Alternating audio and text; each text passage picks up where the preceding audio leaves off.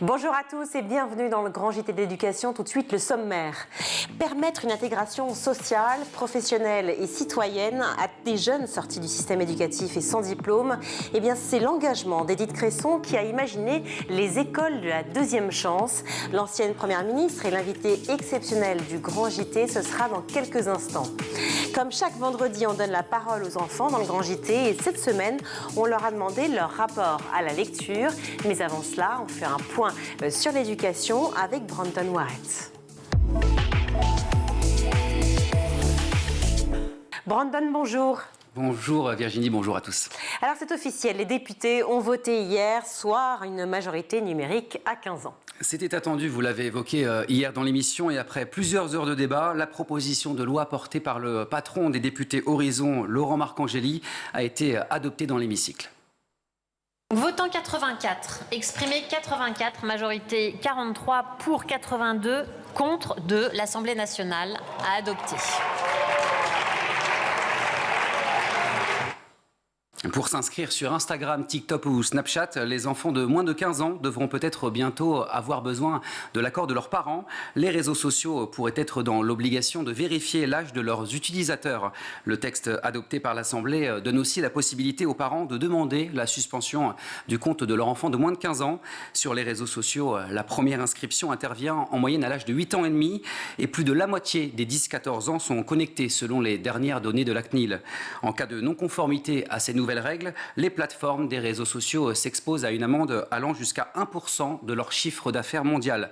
Une proposition de loi qui doit maintenant être examinée par les sénateurs dans les prochaines semaines. Une enquête sur la santé auditive de nos enfants publiée hier nous dévoile des résultats inquiétants. Effectivement, c'est une enquête alarmante réalisée par l'Institut de sondage IFOP à l'occasion de la Journée nationale de l'audition qui aura lieu ce jeudi 9 mars. L'enquête révèle que 1 300 000 enfants de moins de 10 ans ont déjà consulté un ORL pour des sifflements dans les oreilles.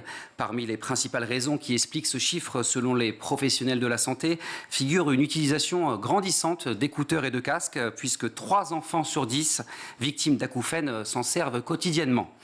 Autre chiffre très éloquent de cette enquête, regardez. Près de 660 000 enfants de moins de 10 ans qui ont consulté un ORL ont été diagnostiqués avec une perte auditive, soit près de la moitié de ces consultations. L'association Journée nationale de l'audition cherche à alerter les pouvoirs publics et milite pour un dépistage en milieu scolaire, comme c'est le cas avec les troubles visuels. Autre sujet, les contrats d'apprentissage ont le vent en poupe avec un chiffre record en 2022. C'était l'une des priorités du gouvernement d'Emmanuel Macron depuis le premier quinquennat. Les données du ministère du Travail ont été rendues publiques hier et regardez les résultats. Plus de 837 000 contrats d'apprentissage ont été signés en 2022, soit plus de 100 000 qu'en 2021. Le nombre d'apprentis a progressé de 14%. C'est 2,7 fois plus qu'en 2017 avec ses 294 000 contrats. Une dynamique qui s'explique notamment par les aides exceptionnelles décidées pendant la crise du Covid-19. Un record qui permet à la France de rattraper et de devancer son voisin allemand. Des résultats conformes aux objectifs du gouvernement qui vise 1 million de contrats signés d'ici 2027, date de la fin du second quinquennat d'Emmanuel Macron. Brandon, une tribune signée dans le journal Le Monde tire la sonnette d'alarme sur la place du sport à l'école. Cette tribune a été publiée cette semaine par une professeure d'éducation physique et sportive, Sarah Pochon. Il est temps de redonner à l'EPS la place qu'elle mérite dans l'emploi du temps des élèves. Le dispositif Équipe de France des 30 minutes lancé début février par le gouvernement ne suffit pas à l'universitaire à l'origine de cette tribune. Tous ces dispositifs, finalement, ils vont toucher des établissements qui ont les moyens, qui ont des infrastructures. Donc là, voilà, le seul levier qui touche tous les élèves, quelles que soient les inégalités sociales, quel que soit le milieu social, quels que soient les territoires, quelle que soit l'orientation et les filières, c'est bien l'éducation physique et sportive. La professeure appelle à plus de moyens et comme l'un des principaux syndicats des professeurs d'EPS, le SNEP, elle milite pour une durée de 4 heures de sport par semaine, du collège à la terminale, au lieu des 2 heures aujourd'hui. Et pour terminer, on quitte la France pour se rendre de l'autre côté de la Manche, où un lycée français fait figure de très mauvais élèves. Si je vous dis le lycée Charles de Gaulle de Londres, est-ce que ça vous parle? C'est tout simplement l'école française la plus sélective au monde. Des élèves devenus célèbres se sont succédés sur les bancs de cette école. Parmi eux, la princesse Caroline de Monaco, la fille de Picasso Paloma, le chanteur Mika, la chanteuse Chantal Goya ou encore la fille de Madonna. Et pourtant, selon un rapport de l'Ofsted, l'organisme chargé de respecter, d'inspecter les établissements scolaires au Royaume-Uni, se parle d'un fleuron tricolore très critique. Même s'il affiche 100% de réussite au bac, le lycée qui compte plus de 3000 élèves obtient la pire évaluation. Le rapport de l'Ofsted déplore notamment des problèmes de méthodologie. Pour les parents d'élèves, l'évaluation est difficile à gérer. En cause, les frais d'inscription annuels colossaux qui s'élèvent à plus de 10 000 €. Pour répondre aux exigences de l'organisme britannique, le lycée Charles de Gaulle a décidé de lancer un plan d'action en recrutant notamment des conseillers extérieurs. Merci beaucoup Brandon. Invité exceptionnel du Grand JT aujourd'hui, nous sommes ravis d'accueillir Édith Cresson, première femme à avoir été Premier ministre en France et présidente de la Fondation des écoles de la deuxième chance. C'est tout de suite. Édith Cresson, bonjour. Bonjour. Je suis ravie de vous accueillir dans le Grand JT. Vous avez été successivement maire, députée, ministre, première femme première ministre et depuis 2001, présidente de l'école, enfin des écoles de la deuxième chance, car il y en a beaucoup et on va en parler évidemment. Ce sont des écoles qui sont un véritable tremplin pour les élèves en décrochage scolaire. Les écoles de la deuxième chance proposent à des jeunes sans diplôme ni qualification un accompagnement vers une intégration sociale, citoyenne et professionnelle durable. Est-ce que cela concerne tous les jeunes? Ça concerne les jeunes décrocheurs, c'est-à-dire ceux qui n'ont pas bien suivi les études classiques, normales. Et bien souvent, ils sont aussi intelligents que les autres, hein, simplement leurs parents s'en sont pas occupés. Souvent, ils sont avec des mères un peu isolées. Ils n'ont pas ce que d'autres ont chez eux, c'est-à-dire la conversation des gens qui vous apprennent des choses, les amis des parents, la famille, etc. Et donc, à l'école, l'enseignement est diffusé comme ça, et ceux qui peuvent attraper ce qu'on leur dit, ils le comprennent, et les autres, tant pis pour eux. C'est un petit peu... Je me suis aperçue de ça en étant maire de Châtellerault, et je me suis aperçue qu'il y avait des jeunes qui ne partaient pas en vacances parce que leurs parents ne partaient pas, qui étaient laissés à eux-mêmes, qui traînaient. Et j'avais fait, pendant l'été, avec des retraités de l'Éducation nationale, un système pour leur faire réviser ce qu'ils auraient dû apprendre pendant l'année, et aussi... On faisait des activités culturelles, on faisait des petits voyages, on faisait du théâtre, de la musique, etc. J'avais même fait venir une jeune Anglaise pour leur apprendre l'anglais. Et au bout de 2 mois, ils arrivaient à jouer une petite pièce de théâtre en anglais. Donc je me suis dit, mais tous ces jeunes, on pourrait leur faire avoir leur chance. Ils ne demandent que ça, en fait, mais ils n'ont pas accès. Oui. Et d'ailleurs, aujourd'hui, en sortant de nos écoles, il y en a 60% qui ont un emploi dès qu'ils sortent, hein. Ils ont fait pendant leur scolarité à l'école de la deuxième chance, ils font 3 stages en entreprise. Et donc les entreprises les connaissent. Les enseignants leur parlent, mais pas seulement pour diffuser un enseignement, ils leur parlent en tête-à-tête. C'est-à-dire qu'on a beaucoup, dans nos écoles, des petites salles, on n'est que 2, et on les fait parler. C'est une formation qu'on peut dire individuelle, en fait. Et c'est ça, voilà. Parce qu'on n'enseigne pas une matière, on enseigne une personne. Et donc, les personnes, dans l'enseignement classique, on s'en occupe pas beaucoup, hein. Tandis que là, on s'en occupe individuellement. Et donc, ça aboutit à des résultats qui sont formidables. Donc, 60% ont un emploi à la sortie et encore 10% un an après. Hervé Morin, qui était à vos côtés lors du lancement de l'école de la deuxième chance à Hérouville-Saint-Clair, c'était en 2017, disait, je cite, « Dis-moi ce que font tes parents, je te dirai ce que tu feras comme étude ». L'école continue-t-elle de créer, selon vous, des inégalités sociales? Est-ce que, toujours, on peut reparler, encore en France, même en 2023, de la panne de l'ascenseur social? Bien sûr, bien sûr. Parce que, comme je vous disais tout à l'heure, il y a ce qu'on entend à l'école, c'est très important, mais il y a tout le reste, qui est un temps très long. Il y a toutes les vacances. Vous savez qu'on a plus de vacances en France que dans n'importe quel pays comparable, hein. Et d'autre part, pendant les vacances, eh bien, ils sont laissés à eux-mêmes. Quand les parents s'en occupent, ils les emmènent en voyage, ils leur parlent, ils ont des amis qui viennent, on discute à la maison de choses qui sont quelquefois intéressantes, ils peuvent glaner des tas de choses. Mais il y a des foyers où tout ça n'existe pas. Et encore même, pour les enfants d'ailleurs qui ne sont même pas en décrochage, mais qui sont en système classique, c'est vrai que 2 mois de vacances, ça peut être compliqué aussi de reprendre ce rythme-là et d'être dans la logique de culture permanente. Oui, bien sûr. Ces enfants-là sont souvent issus de familles défavorisées ou fragilisées? Oui, souvent de familles défavorisées, mais pas toujours. Il y a des familles défavorisées, enfin, qui gagnent très peu d'argent, mais où les parents s'en occupent. Ce n'est pas directement lié au niveau, je dirais, financier. Mais vous avez notamment des mères célibataires qui élèvent des enfants seuls, qui travaillent, qui n'ont pas le temps de s'en occuper, et donc ils sont laissés à eux-mêmes. Ce constat des inégalités de chance, finalement, face à l'apprentissage, j'imagine que vous l'aviez fait plus tôt. Vous l'avez certainement fait quand vous étiez Première ministre. D'ailleurs, vous dites Première ministre ou Premier ministre, madame? On dit comme on veut, ça m'est égal. Votre ministre de l'Éducation à l'époque, c'était Lionel Jospin. Vous avez fait ce constat-là, mais est-ce qu'il a été plus facile finalement à Bruxelles, lorsque vous étiez commissaire européenne, de pouvoir faire ce constat et d'aller au-devant de ce projet? Je vais vous donner un exemple. Justement, Jospin était ministre de l'Éducation nationale quand je lui ai dit « ça serait bien qu'on remette en France, qu'on réinstalle l'apprentissage ». Parce que l'apprentissage en Allemagne, en Suisse, etc., on voyait que ça donnait des résultats formidables. On pouvait commencer apprenti et finir PDG. Ça arrive. Donc, l'éducation nationale n'a pas voulu. Et donc, ça a été bloqué. Qu'est-ce qu'on vous a dit comme argument? C'était quoi à l'époque?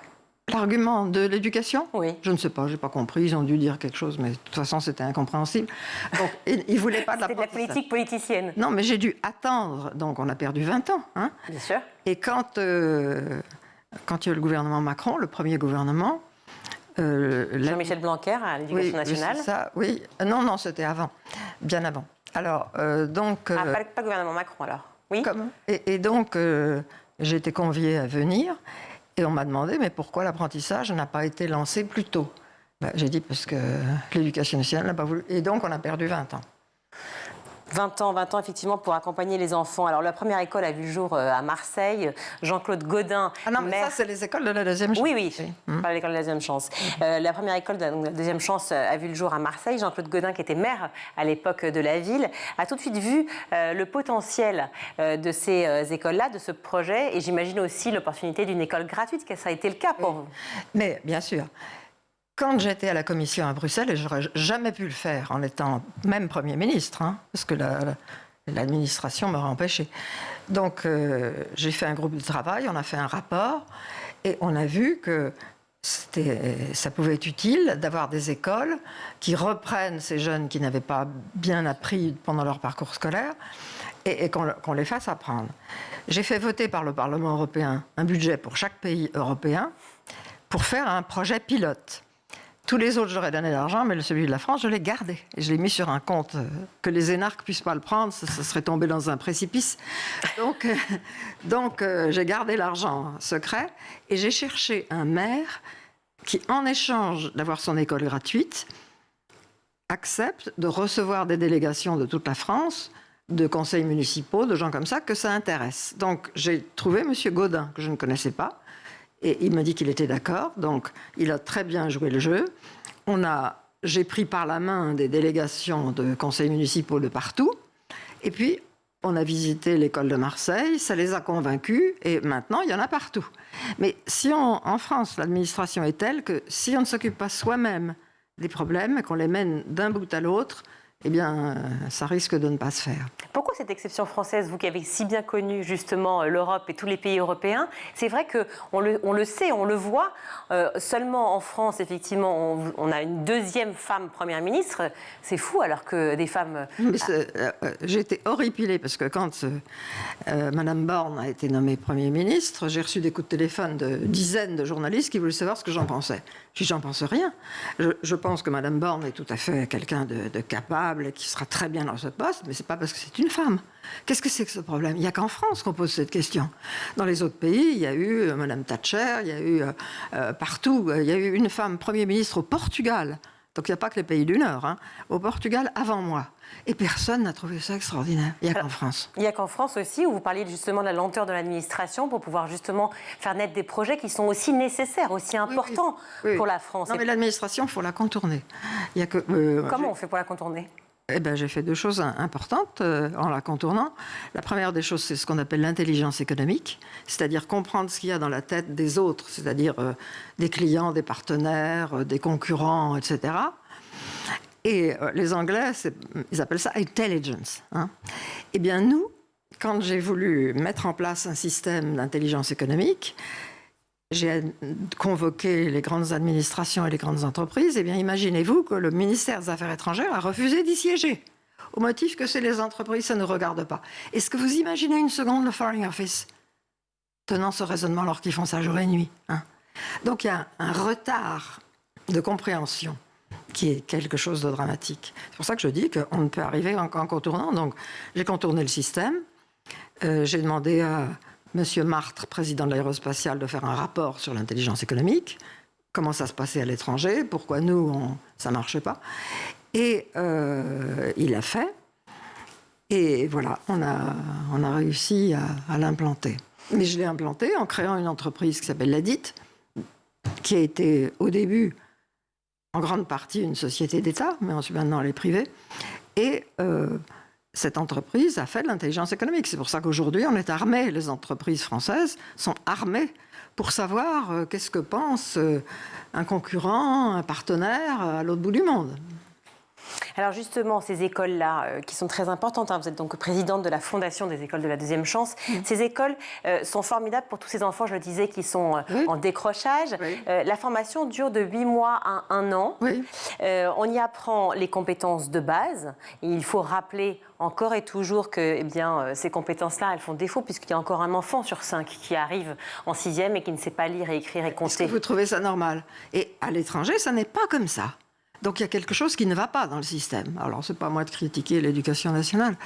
Mais c'est intéressant de comprendre avec vous comment on est arrivé là. Pourquoi en 2023 on est arrivé là parce que d'abord, comme je le disais tout à l'heure, on a plus de vacances que dans n'importe quel pays comparable. Et cela joue sur la déficience, on perd en fait en acquis.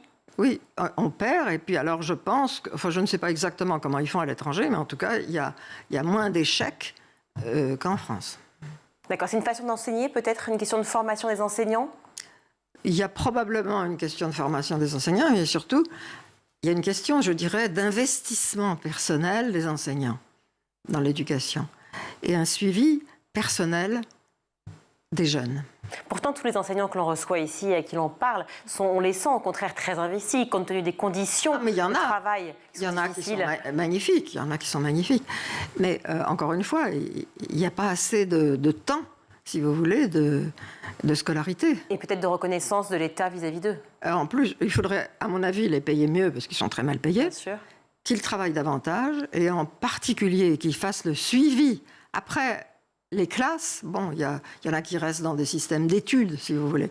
Eh bien, qu'on s'occupe de leur faire leurs devoirs, enfin, qu'on s'en occupe d'une façon beaucoup plus personnelle.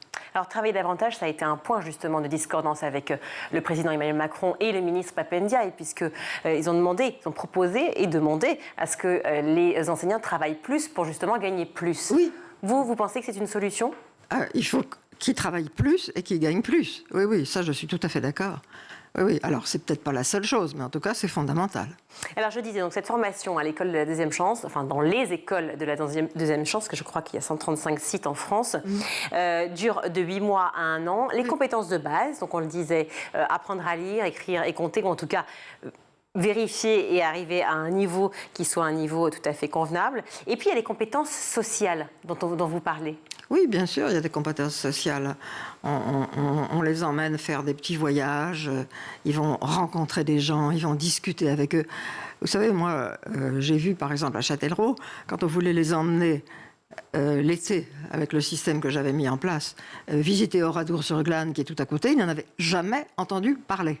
Mais est-ce que c'est pas l'école aussi? C'est pas le rôle de l'école et le professeur d'histoire de parler d'Oradour-sur-Glane? Parce que effectivement, très peu de jeunes connaissent ce drame d'Oradour. Bien sûr, mais ils devraient le connaître.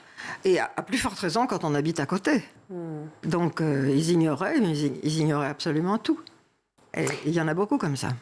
Cela fait 22 ans que vous êtes donc présidente de la Fondation pour les écoles de la deuxième chance, 135 sites différents en France, 18 000 à 20 000 jeunes qui sortent, donc pour la plupart, on le disait, 60% avec un job à la clé. De quelle école, de quel mouvement, si je puis dire, d'éducation vous êtes-vous inspirée pour pouvoir créer ces écoles? Oui, je me suis inspirée un peu de ce qui se passe en Allemagne. Et j'ai regardé, oui, comment faisaient les autres pays, parce que les autres pays s'en sortent mieux. Évidemment, les enseignants travaillent davantage, mais il y a un suivi plus personnel des jeunes. Et dans beaucoup de cas, c'est absolument indispensable. Les écoles Montessori aussi, peut-être, sur l'individualité, et aussi sur les sciences cognitives, sur le côté compétences psychosociales? Oui, enfin, on fait le plus possible de ce qu'on peut faire en à peu près une année. Donc on leur montre des choses extérieures, on essaye de leur ouvrir l'esprit sur l'extérieur. Alors ouvrir l'esprit sur l'extérieur, c'est aussi les 3 stages dont vous avez parlé. Oui. C'est énorme sur une période si courte, Bien de 8 sûr. mois à 1 an. Oui. C'est beaucoup. Est-ce que c'est une façon aussi de souligner le rôle de citoyen que vont avoir ces étudiants, ou qu'ils l'ont déjà d'ailleurs, Bien sûr, mais entre 16 et 25 ans je ne saurais trop remercier les entreprises qui les prennent en stage, parce que c'est une espèce de charge quand même pour les entreprises, mais elles le font volontiers. Et donc, on n'a pas trop de mal à trouver des entreprises qui les prennent en stage. Et ces jeunes, ils n'ont jamais mis les pieds dans une entreprise avant. Donc, ils découvrent en même temps le monde du travail. On sait à quel point c'est complexe d'arriver sur le marché du travail, et c'est pour ça justement que vous avez fondé ces écoles de la deuxième chance. Et c'est d'autant plus difficile aujourd'hui, encore aujourd'hui, je rajoute encore, lorsqu'on est une femme. Cette école de la deuxième chance, est-ce que c'est aussi un lieu de protection où on réapprend la confiance en soi, savoir aussi se départir, hommes et femmes, des stéréotypes? Oui, bien sûr. Enfin, le stéréotype, c'est très difficile de s'en dégager complètement, parce qu'ils sont tellement inclus dans la classe politique, mais pas ailleurs. Parce que, par exemple, moi, comme vous l'avez dit tout à l'heure, j'ai été élue maire, députée, conseillère générale et réélue constamment. Et le fait d'être une femme ne m'a jamais été posé comme quelque chose qui pouvait être un obstacle. Jamais. On m'a jamais mis ça dans les pieds. Bon, c'est seulement quand je suis arrivée au poste de Premier ministre que c'est devenu quelque chose qui était, pour tous ces messieurs, quelque chose d'impensable. Et pour les journalistes aussi, pas seulement pour les hommes politiques. Une façon de vous déstabiliser? Oui, c'est ce qu'ils voulaient, oui. J'ai entendu des mots assez terribles, comme la Pompadour. Oui, c'est ça. Alors ça, c'est un député qui a été d'ailleurs ministre de la Recherche, M. Daubert, a dit « voilà la Pompadour ». Bon, la Pompadour, que je sache, n'avait jamais été député, élu. M. Daubert ignore que c'est le suffrage universel qui donne la légitimité. On ne veut pas le savoir. Donc, si vous voulez, on a l'impression de plonger dans un autre âge. Oui, un autre âge, car aujourd'hui, ces mots-là seraient totalement interdits et décriés. Ils seraient décriés, mais ils existent quand même. Je sais que quand on monte à la tribune de l'Assemblée nationale, pendant longtemps, moi j'ai vu ça, ils crient « à poil ». Toujours aujourd'hui, vous l'avez entendu? Aujourd'hui, peut-être pas, parce qu'il y a eu des sanctions pour une fois. Et très tardivement, il y a eu des sanctions qui ont été prises contre certains députés qui avaient outrepassé les bornes très largement. Alors, on le sait aujourd'hui, effectivement, être femme à ce poste de Premier ministre, voilà, c'est acquis, c'est fait. On a Elisabeth Borne et vous, il y a 30 ans, première femme à avoir eu ce poste-là. Est-ce que vous vous souvenez du jour où François Mitterrand vous propose ce poste? Oui, tout à fait. J'avais quitté le gouvernement. J'étais ministre des Affaires européennes et puis... les affaires européennes, ça se traite surtout à l'Élysée, donc ça ne m'intéressait pas trop. Et donc, j'avais créé une entreprise pour implanter les entreprises françaises dans les pays de l'Est. Et ça marchait très bien. Nous avions des structures dans chaque capitale des pays de l'Est. C'était juste après la chute du mur de Berlin. Oui, donc effectivement extrêmement porteur. Oui, donc on avait beaucoup d'entreprises qui faisaient appel à nous. Ça m'intéressait beaucoup. Lorsque François Mitterrand me convoque, je ne savais pas pourquoi, il me dit, voilà, j'ai pensé à vous pour être Premier ministre. Je me souviens que je lui ai répondu du tac au tac, ils vont être furieux. C'était qui pas si bien dire. C'était tous ceux qui voulaient devenir Premier ministre, comme Bérégovoy, des gens pour qui c'était un rêve. Qui a suivi d'ailleurs, qui était juste après vous. Oui. Ah non, mais il a fait tout ce qu'il a pu pour me déstabiliser, pour raconter n'importe quoi. Il tenait aux journalistes des propos incroyables. Il me prêtait des propos que je n'avais jamais tenus. Elle a dit que, etc. Bon, donc Bérégovoy, effectivement, ça ne lui a pas porté chance. Mais voilà, il m'a succédé. Ce qui est intéressant aussi pour les jeunes générations qui nous regardent ce soir, c'est de voir que même à votre niveau, mais à des niveaux plus bas, tout serait-ce qu'à l'école, dans les lycées, les réseaux sociaux, le journalisme, l'information, et c'est notre part de responsabilité aussi à nous, journalistes, il faut pouvoir la décortiquer, faire le tri, savoir ce qu'il en retire. Vous dites, Bérégovoy et les autres, et consorts, ont tout fait pour me déstabiliser. Bien sûr, parce qu'ils étaient tous, ces gens-là, Bérégovoy et quelques autres, amis depuis très longtemps avec certains journalistes. Vous savez, ils se suivaient, hein. Et donc, moi, je ne connaissais pas, ou très peu, de journalistes. Et donc, voilà, ils travaillaient ensemble, ou si on peut dire travaillaient. Ils racontaient des ragots ensemble. On aurait pu croire qu'accéder à ce poste-là fut vraiment le Graal, mais vous parlez de l'enfer de Matignon. Oui. Vous gardez cette idée, cette image Oui, de l'enfer? Oui. D'ailleurs, c'est pas moi qui ai inventé cette image, parce que c'est d'autres qui ont... Parce que c'est vrai que c'est très, très dur, Matignon. C'est très dur, pourquoi? Parce que y en a qui vont directement voir le président, en passant par-dessus vous, et qui sont amis avec le président, qui arrivent à faire changer des choses qu'on croit justifiées. Et puis, il y a... c'est très difficile. Mais je crois que ça a été plus difficile pour moi que pour n'importe qui. Difficile pour vous, plus parce que vous n'étiez pas en fait, faite pour la politique? C'était pas un sentiment? Ah, si. Je me suis toujours intéressée à la politique. Politicienne, je ne parle pas de la chose publique en fait, je distingue les deux. Non, mais je me suis toujours intéressée à la politique. J'ai commencé jeune, puisque quand je suis sortie d'HEC, j'avais une amie qui s'appelle Paulette Decrène, dont le père était un ami de François Mitterrand, et qui m'a fait venir pour travailler pour François Mitterrand, bien avant qu'il soit élu. Et ça m'a toujours intéressée. Et tous ces postes, que ce soit un poste de maire, député, ministre, Premier ministre, lequel de ces postes a été le plus parlant finalement? Vous avez l'impression d'être, comment dire, la plus efficiente finalement dans votre rôle? C'est le poste de maire. Hein, d'ailleurs, tout le monde vous le dira. Oui. C'est très intéressant parce qu'on voit les associations, les entreprises, les commerces, les problèmes des gens. Et on peut orienter les choses d'une façon intelligente. Et c'est ce que j'ai essayé de faire. Voilà. Et par exemple, la naissance des écoles de la deuxième chance, c'était effectivement à Châtellerault. Et du fait de mes fonctions de maire, j'avais observé que beaucoup de jeunes ne partaient pas en vacances, restaient là et n'apprenaient pas bien à l'école. Et donc, ça m'a donné une expérience fondamentale du tissu local. Avant de partir, d'être envoyé à Châtellerault pour une élection partielle où François Mitterrand m'a envoyé, je connaissais mal la province. Et là, j'ai appris, j'ai découvert et ça m'a beaucoup intéressée. Grâce à vous, plus de 70 000, si je compte bien, étudiants arrivent à trouver un emploi à l'issue de cette formation à l'école de la deuxième chance. 135 sites en France. Emmanuel Macron aussi, ainsi que Jean-Michel Blanquer et Mimi Ndiaye, essaient de faire beaucoup pour justement aider ces élèves en difficulté. Oui. Est-ce que c'est assez ? Oui, je crois que pour le moment, c'est assez. Hein. Ils ont augmenté les sommes qu'ils investissent sur les écoles de la deuxième chance. Je crois que le président Macron a très bien compris. Et donc, pour le moment, ça va bien. Et l'investissement qui est fait par rapport aux écoles de la deuxième chance, quelle est la part de l'État et la part privée ? Il y a une part de l'État, il y a une part de Bruxelles, hein, de l'Europe européenne. Ouais. Voilà, et puis il y a des entreprises aussi qui aident. Par exemple, moi, j'ai créé cette fondation à côté de l'école pour des projets culturels. Bon, alors on aide les entreprises qui ont un projet culturel de théâtre, de musique, de petits voyages, etc. Parce qu'il faut, c'est pas seulement les matières scolaires, il faut aussi ouvrir l'esprit. Alors ouvrir l'esprit, ça veut donc dire que lorsqu'on sort, qu'on est 18, enfin même 16 d'ailleurs, ou 17 ans, ou 25 ans, car c'est l'âge de tous vos étudiants dans les écoles de la deuxième chance, lorsqu'on sort de cette formation-là, on peut aussi avoir un accompagnement qui suit et finalement devenir aussi une sorte d'aide, une sorte d'éducateur pour les prochains étudiants qui intègrent les écoles. Sûr. Oui, ça arrive, oui, bien sûr. Formidable. Écoutez, merci beaucoup en tout cas d'avoir été avec nous, Madame Édith Cresson. On était ravis de vous recevoir sur School TV, le grand JT d'éducation. Merci beaucoup à vous. On marque une courte pause, on se retrouve.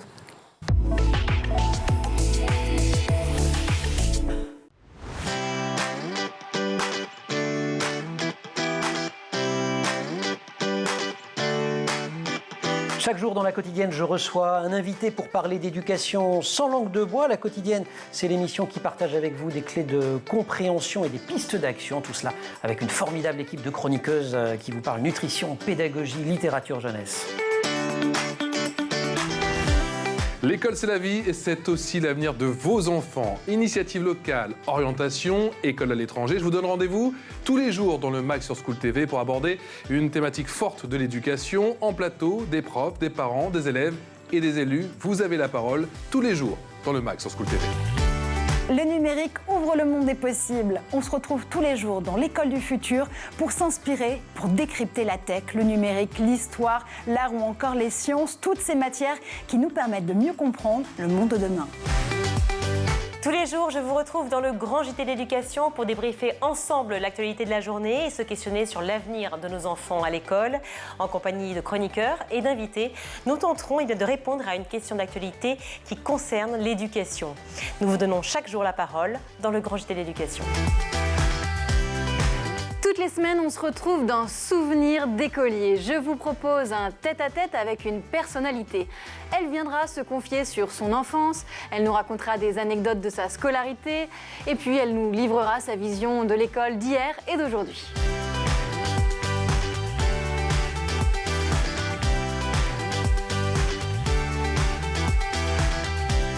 School TV, imaginons ensemble l'école de demain.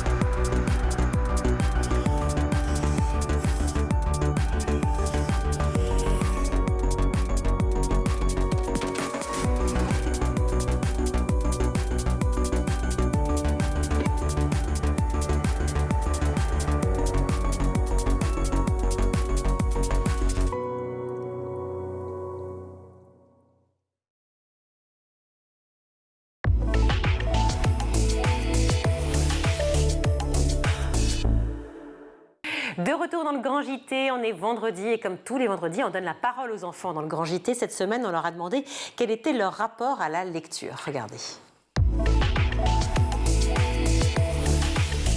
Principalement de la romance, je lis rien d'autre. Je lis à 1 ou 2 heures. Je lis à l'école et à la maison.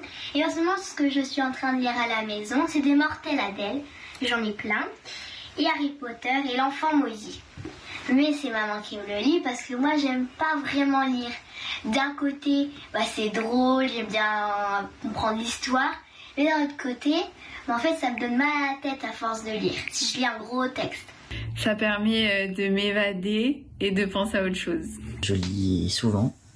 Donc en général, c'est des mangas, donc comme One Piece, Dragon Ball Z, Naruto, les Attaques des Titans. Et après, ça dépend des jours. Il y a des fois où je lis 10 minutes, il y a des fois où je lis 1 heure, des fois plus.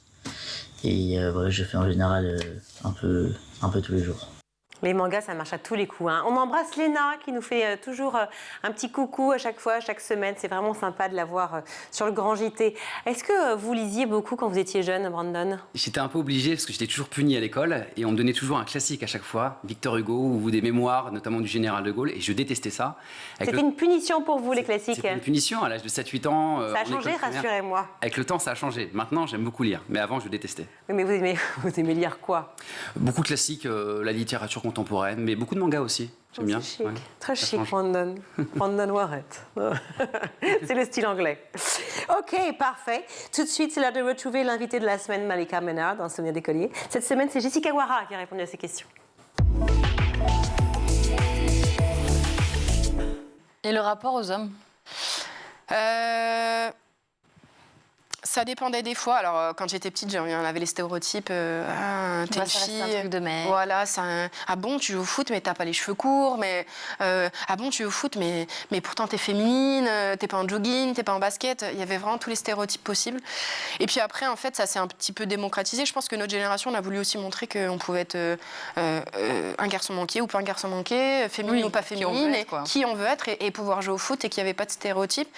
Et avec la médiatisation, j'ai eu la chance d'une génération dans le foot où on a bénéficié quand même un petit peu de la médiatisation. Donc toi, t'en as pas souffert? Pas du tout. Mais parce que je pense qu'autour de moi, ça a été beaucoup de dans une nouvelle ère, en fait. Ouais, je pense. Mais je pense que les pionnières, celles avant moi, en ont beaucoup plus souffert que moi. Et l'égalité salariale, c'est pour quand?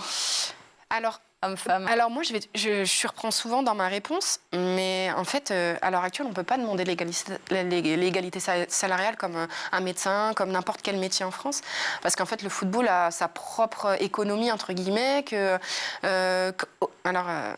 je suis désolée, hein, mais on est un petit peu un produit merchandising, nous, les footballeurs ou footballeuses, dans le sens où si Neymar et Mbappé gagnent autant, c'est parce qu'ils vendent autant de maillots, autant de tickets dans les stades, que les sponsors, ils s'arrachent pour venir les droits télé, etc. Et nous, à l'heure actuelle, il n'y a pas beaucoup de monde dans les stades. Tu penses que si vous suscitiez le même engouement, vous aurez le droit de prétendre au même salaire, c'est ça? Je pense que oui. Mais à l'heure actuelle, en fait... Là, tu estimes que vous n'avez pas le droit? Bah non, parce que en fait, s'ils sont payés autant, c'est qu'ils rapportent beaucoup d'argent au club. Et nous, à l'heure actuelle, les 3/4 des clubs investissent dans une section féminine à perte. Alors imagine si on avait les salaires de Mbappé ou de Neymar. Bah, je pense que l'économie du football féminin... Et les autres footballeuses, elles pensent pareil? Il y en a beaucoup qui pensent comme moi, oui. Nous, en fait, on demande juste à entre guillemets, avoir des conditions dignes d'un monde professionnel. Oui, pouvoir, en fait, voilà, pouvoir ne vivre que du football à ce moment-là. J'ai eu la chance, moi, d'être dans des clubs où c'était le cas au Paris Saint-Germain, à Lyon, mais il y a beaucoup de clubs encore au plus haut niveau français en D1 féminine où les joueuses ne gagnent que 500 € par mois et ça, c'est pas possible. Et les clubs, ils vous aident pas? Au moins trouver Alors les clubs vont aider, ils aident beaucoup quand même à essayer de trouver un job. Mais bon, il faut savoir que le foot, ça prend quand même beaucoup de temps. Moi, je l'ai vécu quand je jouais, quand j'avais mon 35 heures et que je jouais. Les week-ends, c'était au foot. Je prenais mes congés pour aller en équipe de France. En fait, au final, on n'avait pas de vie. Même mon mari, je l'ai connu à l'époque où j'étais pas professionnelle. On se voyait le mardi soir et encore. Et voilà quoi. Donc tu l'as... Ah oui, ok. Oui, de toute façon, tu nous as dit que tu étais mariée en 2014. Ouais. Ta première sélection en équipe de France? Ma première sélection en équipe, alors j'en ai eu une très tôt, et puis après, plus rien pendant un très long moment, je parle en A, en senior. Et après, vraiment à partir de 2012, après les JO de Londres, vraiment là, j'ai commencé à être appelée régulièrement. C'est exceptionnel. C'était déjà exceptionnel en équipe de France jeune quand j'avais 15 ans, mais alors avec le maillot vraiment des A, c'est encore magique. La Marseillaise, c'est un moment fort. C'est le ski le plus fort. Ouais, et puis j'ai eu la chance de le vivre à Angers. J'ai fait un match à Angers, chez moi, dans le stade où j'allais avec mon papa. Où t'es allée finalement en 98 aussi. Exactement. C'était en 98, c'était à la Beaujoire à Nantes. Mais ouais, parce que c'était pas un stade pour la Coupe du Monde. Non, ils n'ont pas accueilli. Mais à Angers, ouais, j'allais voir les matchs du SCO d'Angers avec mon papa, etc. Et puis là, de moi être sur le stade avec le maillot de l'équipe de France, magique. Une journée type de Jessica, ça ressemble à quoi? Ça ressemble à quoi? Ça ressemble à beaucoup d'informations sur le football, forcément, pour pouvoir en parler dans les médias. Tu te lèves et tu consultes? Non, d'abord, il y a les enfants à s'occuper. Je me lève. Quand même. Donc, il y a les enfants à s'occuper, à préparer. Je les amène à la crèche, forcément. Et puis après, un petit peu de sport, au moins 3 fois par semaine. Toi, tu continues de temps? Ouais, j'aime bien, ouais. Tu fais quoi? Je vais à la salle, beaucoup de vélo, de cours, de la machine de marche, etc. Et puis après, beaucoup de renseignements. Il y a beaucoup de travail à la maison, préparation de match, les équipes, etc. Et puis s'il y a des émissions le soir, d'abord je vais chercher les enfants à la crèche. J'ai la chance de pouvoir aller les amener, aller les chercher, généralement les 3/4 du temps. Et c'est que le soir tes émissions? Les émissions, c'est que le soir essentiellement, donc ça me permet, sauf quand on est en déplacement sur les commentaires de match, où là des fois je pars la veille ou le matin tôt pour pouvoir commenter les matchs. Bon, si tu veux bien, on va attaquer la dernière partie de l'émission. Ouais. C'est celle où on va vraiment spécifiquement parler de l'école. Ouais. T'es maman donc de 2 enfants, tu disais? Tout à fait. Un garçon, une fille? Oui. Ils ont quel âge? Bientôt 3 ans pour ma fille Alia et 16 mois pour Wal. Donc ma fille rentre à l'école l'année prochaine. C'est ce que j'allais dire. Donc peut-être un peu difficile pour toi de porter un regard sur l'école d'aujourd'hui? Si, quand même. Parce que j'ai des neveux et nièces, parce que je sais comment ça se passe. Il y a beaucoup de travail en ce moment. J'ai mes nièces, je ne sais pas combien de fois, qui n'ont pas de cours parce que les profs sont absents. J'ai un ami à moi, il a une spécialité au lycée. Et au final, sa spécialité, il n'a même pas eu de cours jusqu'au mois de mars alors qu'il passe le bac de sa spécialité parce qu'il ne trouve pas de prof. Ouais, je pense que l'éducation nationale... Il va passer sa spécialité sans l'avoir... 3 mois de cours, ouais. Ok. Ouais, donc je pense qu'il y a beaucoup de soucis à se faire pour le moment avec l'éducation nationale, hélas, parce qu'il y a trop peu de profs. Et j'espère que ça va énormément changer parce que j'entendais pas ça à notre époque. Ouais. Et j'ai l'impression qu'il y a de moins en moins de main-d'œuvre pour être professeur, en fait. Qu'est-ce qu'il faudrait changer ? Déjà les salaires, parce que je pense qu'en fait, ils font quand même un peu de l'éducation de nos enfants. Et je pense qu'à l'heure actuelle, mais comme les métiers, les enfants qui s'occupent, les personnes qui s'occupent dans les crèches, il y a beaucoup de métiers qui sont sous-estimés en termes salariaux, donc ça donne pas envie. Les conditions de travail, je pense qu'aussi la nouvelle génération n'est pas toujours facile, forcément. Par rapport au respect, etc.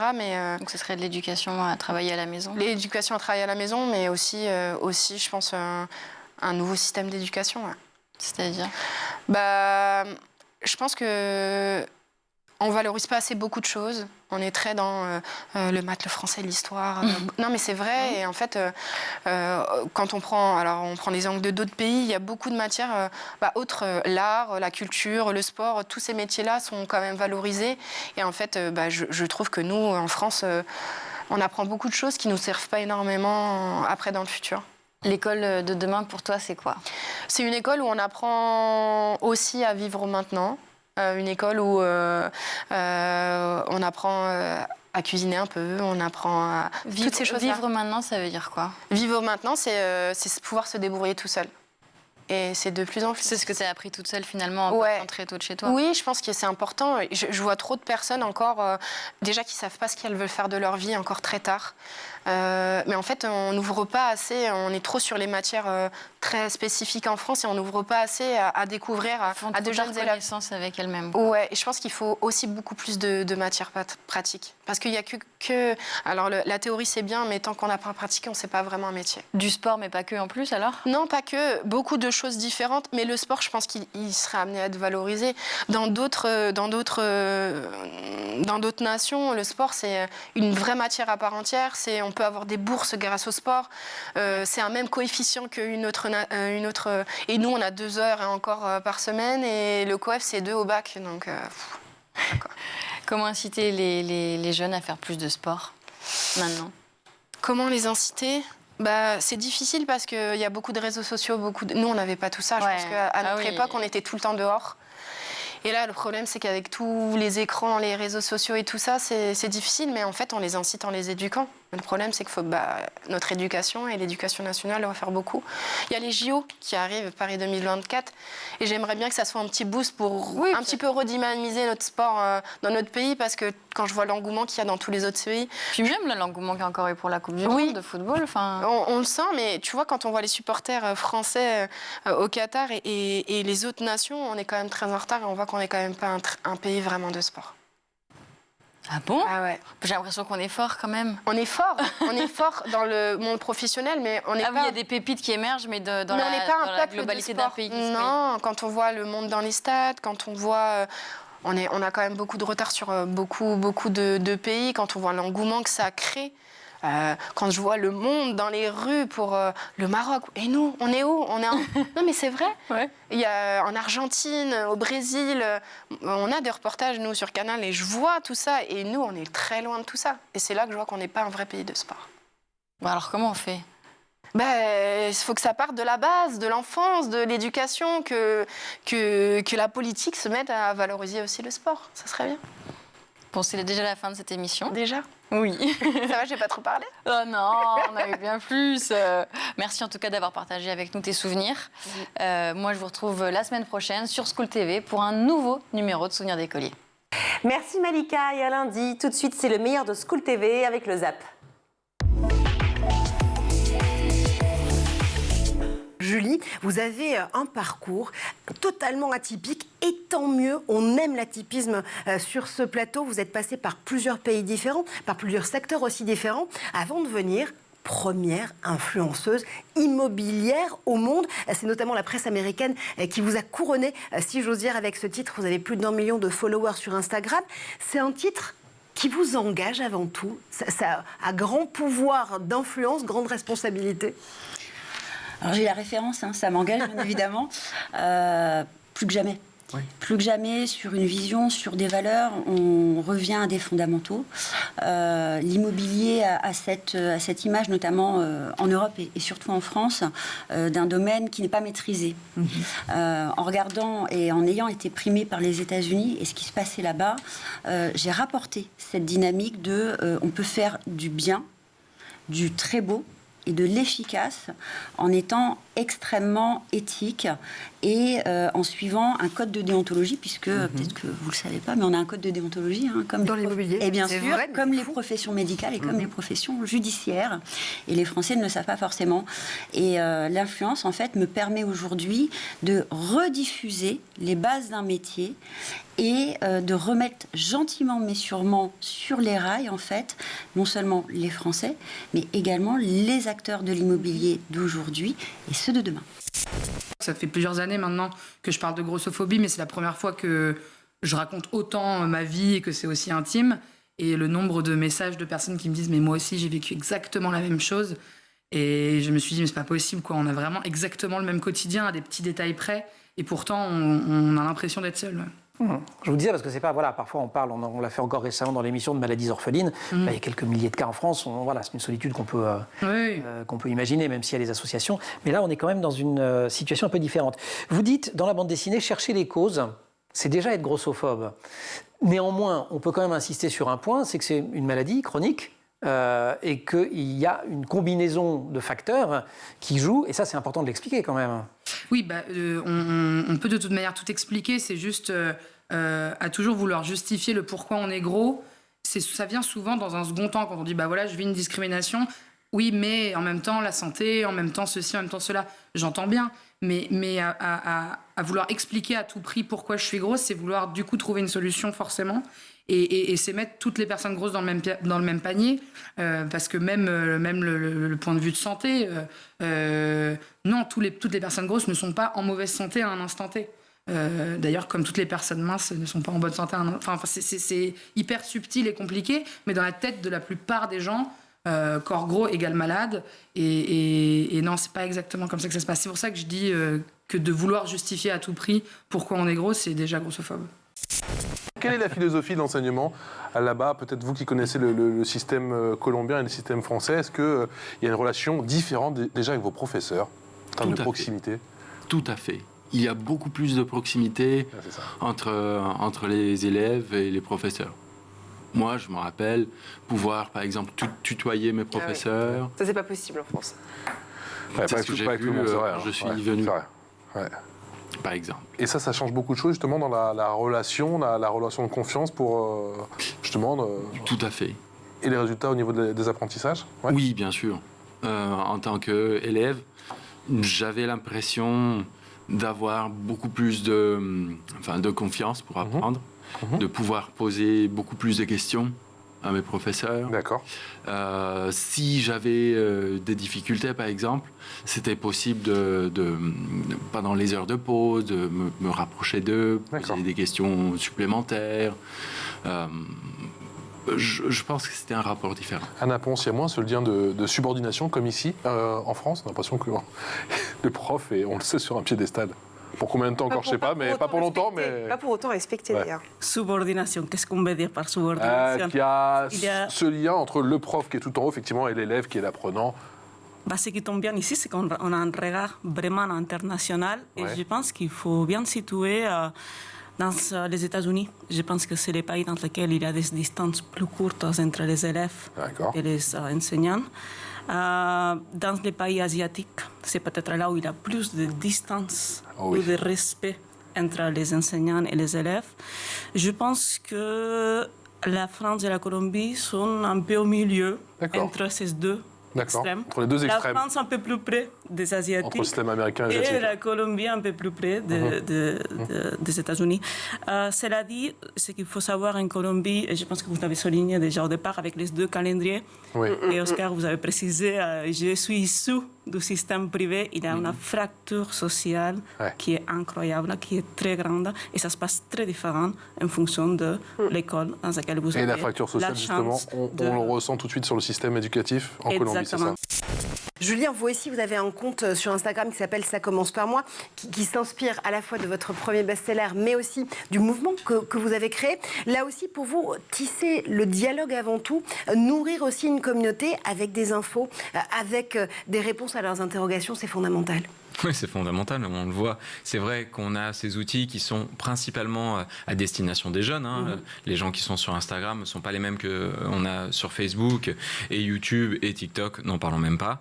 Et on voit à quel point il y a une démobilisation de la jeunesse face à l'avenir. On lit de plus en plus à quel point ils sont éco-anxieux ou solastalgiques, qu'ils sont même là carrément dépressifs. Là, c'est les dernières études qui ressortent. Et donc, comment on fait en sorte qu'ils puissent porter d'autres lunettes pour regarder le monde différemment? Je pense que les réseaux sociaux, ils ont à la fois cette capacité d'enfermement, d'aliénation, de souffrance, de douleur, mais ils sont aussi en fait un simple outil, un outil qu'on peut remettre au service justement de la libération des jeunes, ou en tout cas, moi c'est ma mission de faire en sorte qu'ils arrivent à recréer un lien à minima de respect avec l'avenir, mais même d'enthousiasme, de désirabilité, parce que si l'avenir meilleur n'existe pas dans leur regard, alors il y a déjà quelque chose qui est perdu.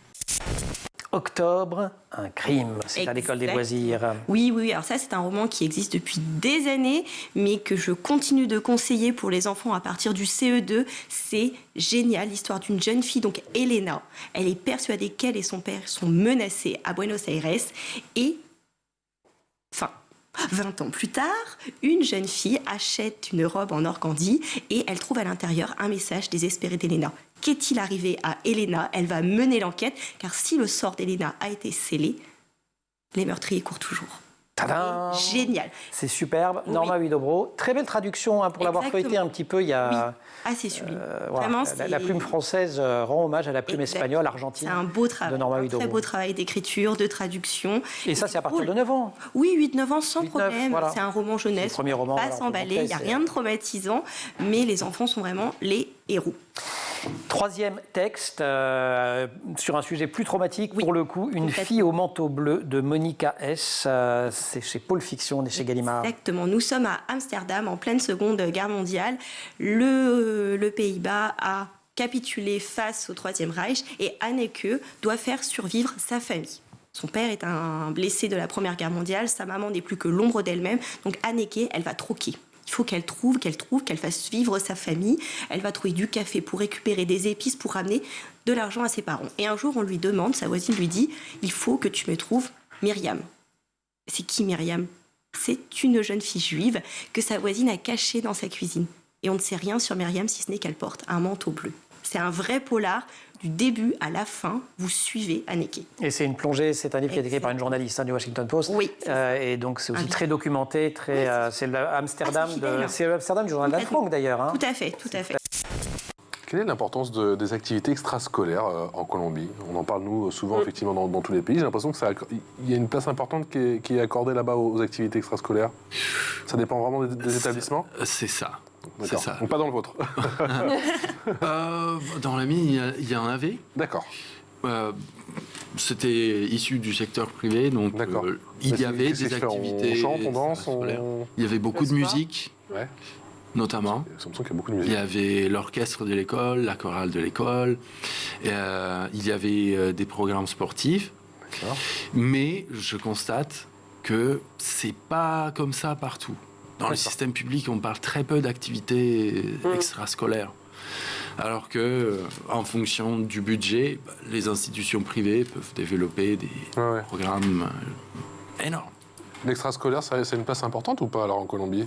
Effectivement, ça a été un des grands débats dans les dernières années en Colombie, ça a été la durée de la journée scolaire. Alors vous posez la question sur l'extrascolaire, mais le problème c'est parfois qu'on n'a pas assez d'heures pour les scolaires en tant que tel.